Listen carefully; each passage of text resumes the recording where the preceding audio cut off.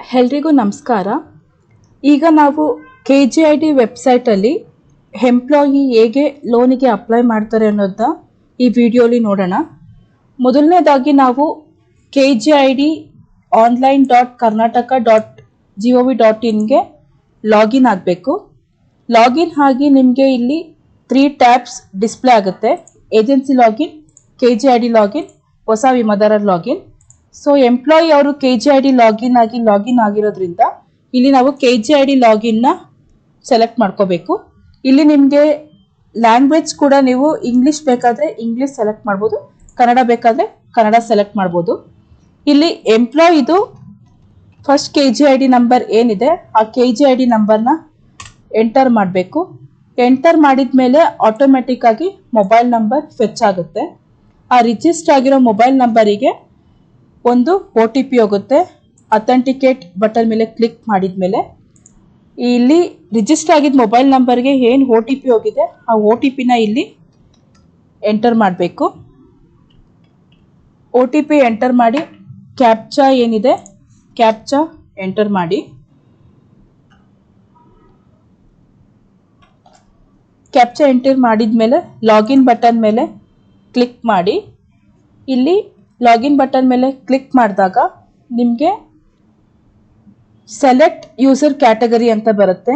Employee ಸ್ವತಃ ಅವ್ರಿಗಾಗಿ login ಆಗಿ ಲೋನಿಗೆ ಅಪ್ಲೈ ಮಾಡ್ತಿರೋದ್ರಿಂದ ಎಂಪ್ಲಾಯಿ ಬಟನ್ ಮೇಲೆ ಕ್ಲಿಕ್ ಮಾಡಿ ಸ್ವಿಚ್ ಕ್ಯಾಟಗರಿ ಬಟನ್ ಮೇಲೆ ಕ್ಲಿಕ್ ಮಾಡಬೇಕು. ಸ್ವಿಚ್ ಕ್ಯಾಟಗರಿ ಬಟನ್ ಮೇಲೆ ಕ್ಲಿಕ್ ಮಾಡಿದಾಗ ಇಲ್ಲಿ ನಿಮಗೆ ಲೆಫ್ಟಲ್ಲಿ ಲೋನ್ ಟ್ಯಾಬ್ ಡಿಸ್ಪ್ಲೇ ಆಗುತ್ತೆ. ಇಲ್ಲಿ ಲೋನ್ ಟ್ಯಾಬ್ ಮೇಲೆ ಕ್ಲಿಕ್ ಮಾಡಿದಾಗ ಅಪ್ಲೈ ಲೋನ್ ಬಟನ್ ಮೇಲೆ ಕ್ಲಿಕ್ ಮಾಡಬೇಕು. ಅಪ್ಲೈ ಲೋನ್ ಬಟನ್ ಮೇಲೆ ಕ್ಲಿಕ್ ಮಾಡಿದಾಗ ನಿಮಗೆ ಇಲ್ಲಿ ಲೋನ್ ಅಪ್ಲಿಕೇಶನ್ ಫಾರ್ಮ್ ಡಿಸ್ಪ್ಲೇ ಆಗುತ್ತೆ. ಲೋನ್ ಅಪ್ಲಿಕೇಶನ್ ಫಾರ್ಮ್ ಡಿಸ್ಪ್ಲೇ ಆದಾಗ ನಿಮಗೆ ಇಲ್ಲಿ ಡೀಟೇಲ್ಸ್ನ ನೀವು ಇಲ್ಲಿ ನೋಡ್ಬೋದು. ಫಸ್ಟ್ ಡೀಟೇಲ್ಸ್ ಏನು ಅಂದರೆ ಬೇಸಿಕ್ ಡೀಟೇಲ್ಸ್. ಬೇಸಿಕ್ ಡೀಟೇಲ್ಸಲ್ಲಿ ಎಂಪ್ಲಾಯಿದು ಫಸ್ಟ್ KGID ನಂಬರ್ ಏನಿದೆ ಅದು, ಮತ್ತು ಅವರ ಎಂಪ್ಲಾಯಿದು ನೇಮ್, ಮತ್ತು ಅವ್ರದ್ದು ಡೇಟ್ ಆಫ್ ಮೆಚುರಿಟಿ ಎಲ್ಲಿವರೆಗೂ ಇದೆ ಅದನ್ನು ನೋಡ್ಬೋದು, ಮತ್ತು ಅವ್ರದ್ದು ಡೆಸಿಗ್ನೇಷನ್, ಮತ್ತು ರಿಮೈನಿಂಗ್ ಮಂತ್ಸ್ ಟಿಲ್ ಮೆಚುರಿಟಿವರೆಗೂ ಎಷ್ಟು ಮಂತ್ಸ್ ಇದೆ ಅದು ಕೂಡ ಇಲ್ಲಿ ನೀವು ನೋಡ್ಬೋದು, ಮತ್ತು ಅವ್ರದ್ದು ಡೇಟ್ ಆಫ್ ಬರ್ತ್, ಮತ್ತು ಅವ್ರದ್ದು ಪೇ ಸ್ಕೇಲ್, ಮತ್ತು ಇಲ್ಲಿ minimum monthly premium to be paid according to pay scale. ಇದು ಹೇಗೆ ಅಂದರೆ ಪೇ ಸ್ಕೇಲ್ ನಿಮ್ಗೆ ಏನಿದೆ ಆ ಪೇ ಸ್ಕೇಲ್ಗೆ ನಿಮಗೆ ಇಲ್ಲಿ ಬೇಸಿಕ್ ಕ್ಯಾಲ್ಕುಲೇಟ್ ಆಗಿರುತ್ತೆ. ಮತ್ತು ನೆಕ್ಸ್ಟ್ ಪ್ರೀಮಿಯಂ ಬೇಯಿಂಗ್ ಪೇಡ್ ಕೂಡ ನಿಮಗೆ ಇಲ್ಲಿ ಫೆಚ್ ಆಗುತ್ತೆ. ಇಲ್ಲಿ ನೀವು ನೋಡ್ಬೋದು ಇಲ್ಲಿ 2510 ಇದೆ monthly premium to be paid. ಇಲ್ಲಿ ನಿಮಗೆ ಪ್ರೀಮಿಯಂ ಬೇಯಿಂಗ್ ಪೇಡ್ 11,000 ಇದೆ. ಇಲ್ಲಿ ನಿಮಗೆ ಮಿನಿಮಮ್ ಮಂತ್ಲಿ ಪ್ರೀಮಿಯಂ ಬೇಯಿಂಗ್ ಪೇಡ್ಗಿನ್ನ ಕಮ್ಮಿ ಇರಬಾರ್ದು, ಅವರು ಎಲಿಜಿಬಲ್ ಇರಲ್ಲ ಲೋನಿಗೆ. ಮಿನಿಮಮ್ ಮಂತ್ಲಿ ಪ್ರೀಮಿಯಂ ಯಾವತ್ತಿಗೂ ಪ್ರೀಮಿಯಂ ಬೇಯಿಂಗ್ ಪೇಡ್ಗಿನ್ನ ಕಮ್ಮಿ ಇರಬೇಕು. ನೆಕ್ಸ್ಟ್ ಬಂದು salary and KGID deduction. Salary and KGID ಡಿಡಕ್ಷನಲ್ಲಿ ನೀವು ನೋಡ್ಬೋದು ಮಂತ್, ಇಯರ್. ಇಲ್ಲಿ ನಿಮಗೆ ಯಾವ ಮಂತ್ಗೆ ಸ್ಯಾಲರಿ ಆಗಿದೆ ಆ ಮಂತ್ನ ನೀವು ಇಲ್ಲಿ ಸೆಲೆಕ್ಟ್ ಮಾಡ್ಕೋಬೇಕು. ನೆಕ್ಸ್ಟ್ ಬಂದು gross salary of the insured. Gross salary of the insured ಏನಿದೆ ಆ ಗ್ರಾಸ್ ಸ್ಯಾಲರಿ ಆಫ್ ಇನ್ಶರ್ಡ್ದು ಸ್ಯಾಲರಿನ ಅಮೌಂಟ್ನ ಇಲ್ಲಿ ನೀವು ಹಾಕಬೇಕು. ಗ್ರಾಸ್ ಸ್ಯಾಲರಿ ಹಾಕಿದ ತಕ್ಷಣ ಇನ್ಶರ್ಡ್ ಟೋಟಲ್ ಡಿಡಕ್ಷನ್ ಇಲ್ಲಿ ಎಂಟರ್ ಮಾಡಬೇಕು. ಇಲ್ಲಿ ಟೋಟಲ್ ಡಿಡಕ್ಷನ್ ಅವ್ರದ್ದು ಏನಿದೆ ಟೋಟಲ್ ಡಿಡಕ್ಷನ್ ಹಾಕಿದ ಕೂಡಲೇ ನಿಮಗೆ ಇಲ್ಲಿ ನೋಡಿ insured net value, insured eligible loan instalment amount ಮತ್ತು ಟೋಟಲ್ ಎಲಿಜಿಬಲ್ ಅಮೌಂಟು ಆಟೋಮೆಟಿಕ್ ಆಗಿ ಕ್ಯಾಲ್ಕುಲೇಟ್ ಆಗುತ್ತೆ. ಇಲ್ಲಿ ನೀವು ಟೋಟಲ್ ಎಲಿಜಿಬಲ್ ಇನ್ಸ್ಟಾಲ್ಮೆಂಟ್ ಅಮೌಂಟ್ ಬರೀ 15,000 ಇರುತ್ತೆ. ಇಲ್ಲಿ ನೀವು ಇನ್ ಕೇಸ್ ಜಾಸ್ತಿ ಬೇಕು ಅಂದರೆ 15,000ಗಿನ್ನ ಜಾಸ್ತಿ ಬೇಕು ಅಂತ ಅಂದರೆ ಇಲ್ಲಿ ನೀವು ಸ್ಪೌಸ್ನ ಕನ್ಸಿಡರ್ ಮಾಡ್ಕೋಬೋದು.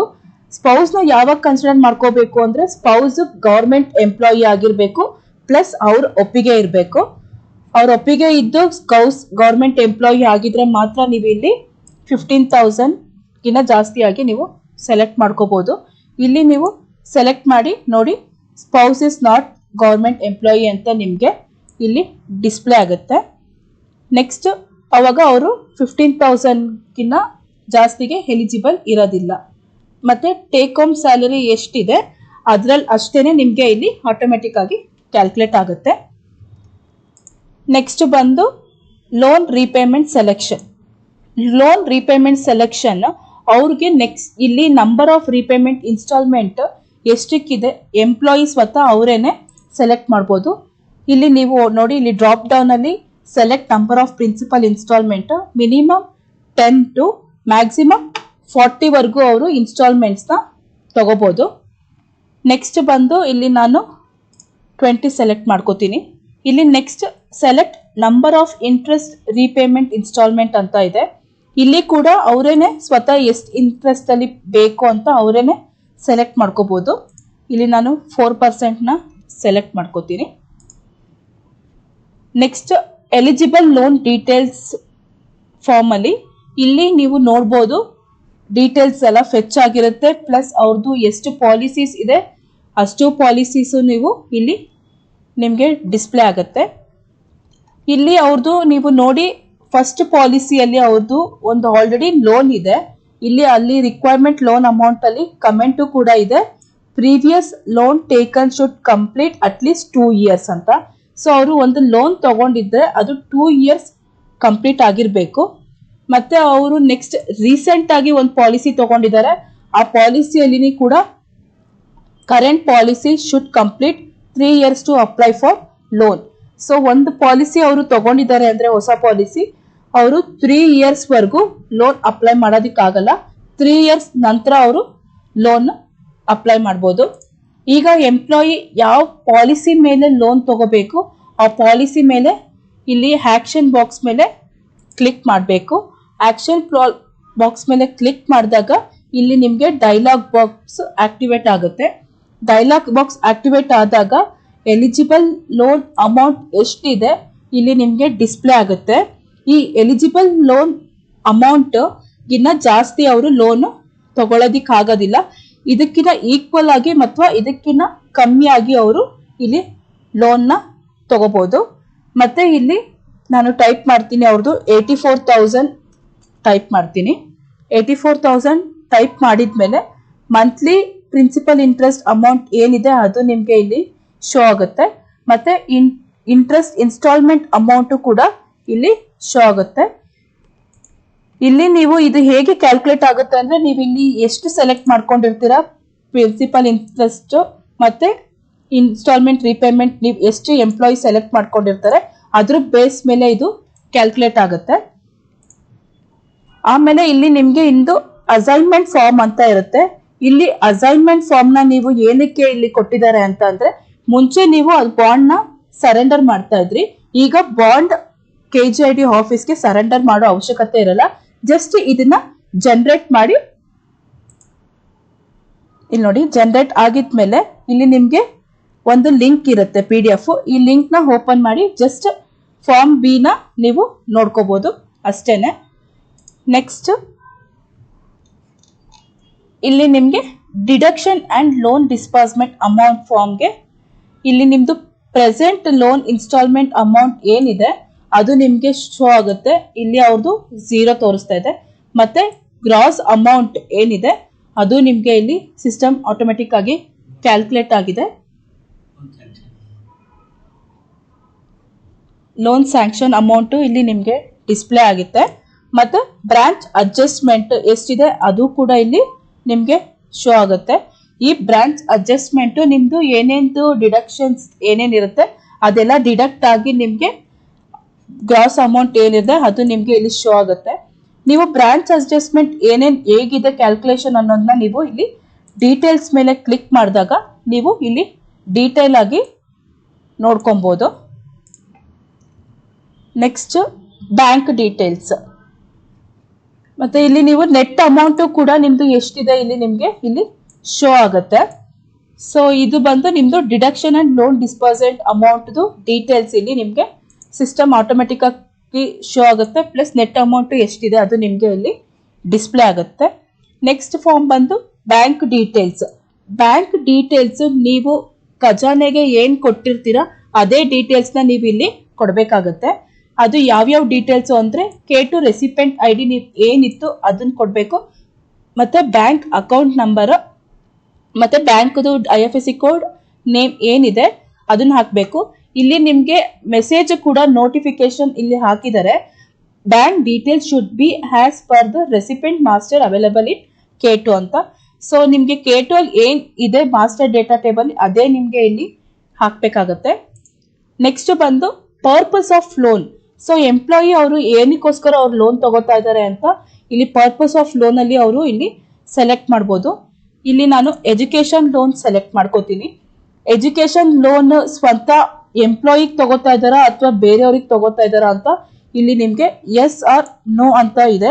ನೋ ಆಪ್ಷನ್ ಇದ್ರೆ ಯಾರಿಗೋಸ್ಕರ ತಗೋತಾ ಇದ್ದಾರೆ ಅನ್ನೋದನ್ನ ಸೆಲೆಕ್ಟ್ ಮಾಡ್ಬೋದು, ಮತ್ತೆ ಅವ್ರ ಹೆಸರು ಮತ್ತೆ ಅವ್ರ ವಯಸ್ಸನ್ನ ಹಾಕ್ಬೋದು. ಇಲ್ಲಿ ನಾನು ಸೆಲ್ಫ್ ಆಗಿ ತಗೊಳ್ತಾ ಇರೋದ್ರಿಂದ ಎಸ್ ಅಂತ ಕ್ಲಿಕ್ ಮಾಡ್ತೀನಿ. ನೆಕ್ಸ್ಟ್ ಡಿಕ್ಲರೇಷನ್ ಫಾರ್ಮ್ ಓಪನ್ ಆಗುತ್ತೆ. ಇಲ್ಲಿ ಡಿಕ್ಲರೇಷನ್ ಫಾರ್ಮ್ ಅಲ್ಲಿ ನೀವು 4 ಟ್ಯಾಬ್ನ ನೀವು ಓದ್ಕೊಬಹುದು. 4 ಟ್ಯಾಬ್ ಓದ್ಕೊಂಡು ನಿಮ್ದು ಡಿಕ್ಲರೇಷನ್ ಫಾರ್ಮ್ ಏನಿದೆ ಆ ಫಾರ್ಮ್ನ ನೀವು ಇಲ್ಲಿ ಚೂಸ್ ಬಾಕ್ಸ್ ಅಲ್ಲಿ ಸೆಲೆಕ್ಟ್ ಮಾಡ್ಕೊಳ್ಳಿ.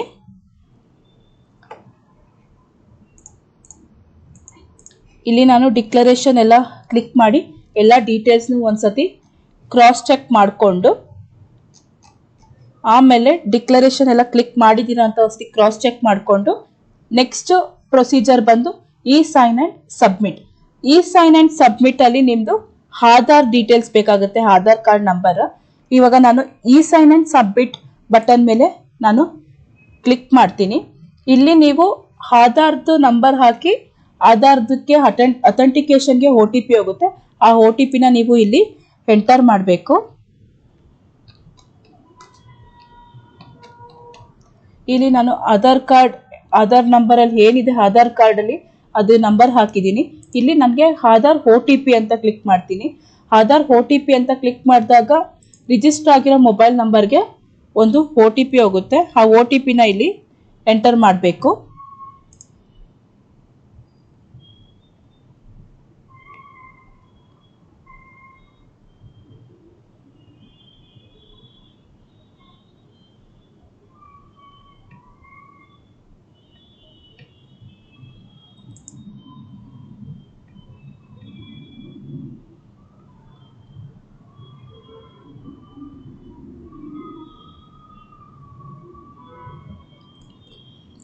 ಸೊ ಇವಾಗ OTP ಬಂದಿದೆ.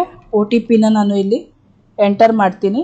ಎಂಟರ್ ಮಾಡಿ ಇಲ್ಲಿ ಇನ್ಸ್ಟ್ರಕ್ಷನ್ಸ್ ಇದೆ, ಇನ್ಸ್ಟ್ರಕ್ಷನ್ಸ್ನ ಓದಿ ಚೆಕ್ ಬಾಕ್ಸ್ ಮೇಲೆ ನಾನು ಕ್ಲಿಕ್ ಮಾಡಿ ಸಬ್ಮಿಟ್ ಬಟನ್ ಮೇಲೆ ನಾನು ಕ್ಲಿಕ್ ಮಾಡ್ತೀನಿ. ಸಬ್ಮಿಟ್ ಬಟನ್ ಮೇಲೆ ಕ್ಲಿಕ್ ಮಾಡಿದಾಗ we are processing your request ಅಂತ ಬರುತ್ತೆ. ಸೊ ಪ್ರೊಸೆಸಿಂಗ್ ಯುವರ್ ರಿಕ್ವೆಸ್ಟ್ ಆಗಿದ್ಮೇಲೆ ನಿಮಗೆ ಇಲ್ಲಿ ಲೋನ್ ಅಪ್ಲಿಕೇಶನ್ ಸ್ಟೇಟಸ್ ಏನಿದೆ ಅನ್ನೋದು ನಿಮಗೆ ಇಲ್ಲಿ ಶೋ ಆಗುತ್ತೆ. ಸೊ ಲೋನ್ ಅಪ್ಲಿಕೇಶನ್ ಸ್ಟೇಟಸ್ ಇಲ್ಲಿ ನೋಡಿ ಸಬ್ಮಿಟೆಡ್ ಬೈ ದ ಅಪ್ಲಿಕೆಂಟ್ ಅಂತ ಇದೆ. ಸೊ ಇವಾಗ ಎಂಪ್ಲಾಯಿ ಅಪ್ಲಿಕೆಂಟ್ನ ಸಬ್ಮಿಟ್ ಆಗಿದ್ಮೇಲೆ ಅದು DDOಗೆ ಹೋಗುತ್ತೆ. ಸೊ ಇವಾಗ ನೀವು ಸಬ್ಮಿಟ್ ಮಾಡಿರೋ ಲೋನ್ ಅಪ್ಲಿಕೇಶನ್ ರೆಫರೆನ್ಸ್ ನಂಬರ್ ಇದಾಗಿರುತ್ತೆ. ಸೊ ಇದನ್ನ ನೀವು ಇಟ್ಕೊಂಡಿರ್ಬೇಕು ರೆಫರೆನ್ಸ್ ನಂಬರು. ಮತ್ತೆ ನೀವು ಲಾಗಿನ್ ಆದಾಗ ನಿಮ್ದು ಸ್ಟೇಟಸ್ ಹೇಗೆ ನೋಡ್ಕೋಬೇಕು ಅಂತ ಅಂದ್ರೆ ಜಸ್ಟ್ ಲೋನ್ ಕ್ಲಿಕ್ ಮಾಡಿ ವ್ಯೂ ಲೋನ್ ಅಪ್ಲಿಕೇಶನ್ ಅಂತ ಕ್ಲಿಕ್ ಮಾಡಿದಾಗ ಇಲ್ಲಿ ನಿಮಗೆ ಸ್ಟೇಟಸ್ ಏನಿದೆ ಅಂತ ಅಂದ್ರೆ ಇಲ್ಲಿ ನಿಮಗೆ ಗೊತ್ತಾಗುತ್ತೆ. ಫಸ್ಟ್ ಇದು ಸಬ್ಮಿಟೆಡ್ ಬೈ ದ ಅಪ್ಲಿಕೆಂಟ್ ಅಂತ ಅಂದ್ರೆ ಅದು ನಿಮ್ಮ ಡಿಪಾರ್ಟ್ಮೆಂಟ್ DDOಗೆ ಹೋಗಿರುತ್ತೆ. ಅದನ್ನ ನೀವು ಲೋನ್ ಅಪ್ಲಿಕೇಶನ್ DDO ಹತ್ರ ಹೋಗಿ ವೆರಿಫೈ ಮಾಡಿಸಿ ಅದನ್ನ ನಿಮ್ಮ ಡಿಸ್ಟ್ರಿಕ್ಟ್ KGD ಆಫೀಸ್ಗೆ ಫಾರ್ವರ್ಡ್ ಮಾಡಿಸ್ಬೇಕು. Thank you.